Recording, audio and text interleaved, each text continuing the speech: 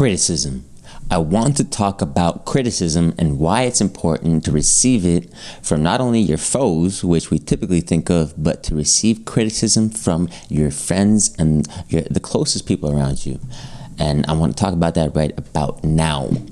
Welcome to Tuesday's treesPhilosophies. This is where I go deeper on my values, principles, ideas, weird thoughts, whatever you might have. People always tell me I go too deep. Well, I go deeper, baby.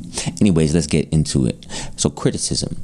We often think that the people that dislike us the most are the ones that criticize us, or, people that criticize us are bad people that don't like us. But I have a very different outlook on this issue. So the way that I see it is that criticism is fundamentally necessary for us to grow and develop as individuals, which perhaps is an explanation for why bullying exists and has probably existed for many, many millennia within human species civilizations. But criticism is something that shouldn't be only given to us from people that are quote-unquote our enemies, but I believe that criticism is something that should be demanded, in fact demanded, yes, from our friends and the people that are closest to us. Now, why is that? It's because our friends are the people, and our family are the people that we trust the most. So we should, if assuming that they're acting in good faith, of course, this is depending on that fundamental assumption that they do want the best for you and they do act in good faith towards you, that when they criticize you, they are trying to help you develop yourself into a higher state, into a better state. Now, why is that important to receive that criticism? Because what is the opposite of that? The opposite of that would be the apathy, right, that people give towards you.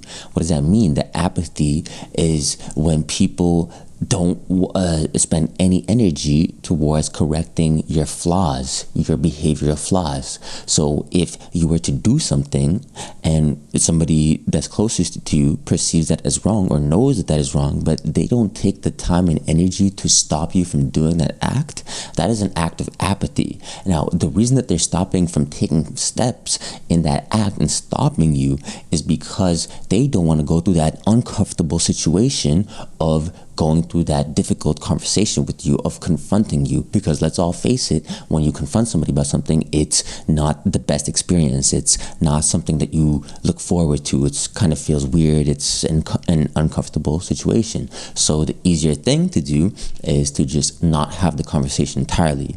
Avoid it altogether, right? So when it comes to somebody criticizing you, actually taking the step to have that difficult conversation, that's actually somebody that is now stepping up and willing to have that difficult conversation because they know that the struggle that it's going to cause, but in the hopes that it's going to lead to a more fundamental truth towards you as a individual.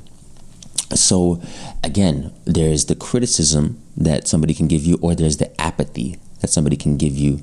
And my perspective is that our friends and our relatives, our family members, the people that we entrust should be the ones that in good faith are criticizing us the most. Because if they're not, then that means they are lacking the energy. They're not willing to put up with the difficult process of having to go through a difficult conversation with you, and that is the sign of a coward, and therefore they are not looking for the best in you. They're looking to avoid having a difficult conversation, and that is somebody that you should probably remove from your circle. Because instead of willing to be going through that difficult conversation with you, they'd rather keep silent, they'd rather hush their lips and go about their day, because that's the easier thing to do. That's the more comfortable thing to do. It's uncomfortable to confront people. It's uncomfortable to have difficult conversations. So it's better to keep it at that. And that to me is why fundamentally when we have our relationships with the people around us, I think it's necessary to isolate friends that are willing to rise up to those uncomfortable situations and say, hey, no, I don't think you should do that. Hey, actually, maybe this could be leading you to a bad direction, and maybe you need to reassess, right? And because we all know that when you surround yourself with yes men, that can often lead to bad decisions being made, because nobody is being the person to allow you to think from a different point of view. Nobody is shaking things up. Nobody's challenging you. Nobody is going through that willing to have a difficult conversation with you, because they'll just say, yes, yes, yes, you're correct, because again, that's the path of least resistance. That's the easy thing to do.